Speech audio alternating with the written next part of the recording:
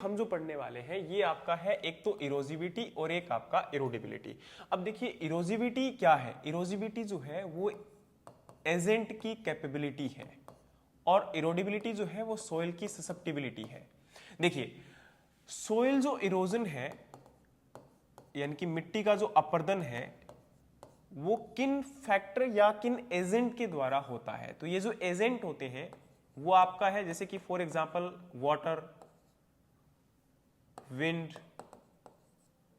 Glaciers, ये वो आपके एजेंट हैं जो कि इस इरोजन को कोज करते हैं। अब इन इरोजन की स्ट्रेंथ कितनी है या इनकी कैपेबिलिटी कितनी है उसको डिनोट किया जाता है इरोजिविटी के साथ। और आपकी इरोडिबिलिटी जो है वो सोइल की ससेप्टिबिलिटी होती है।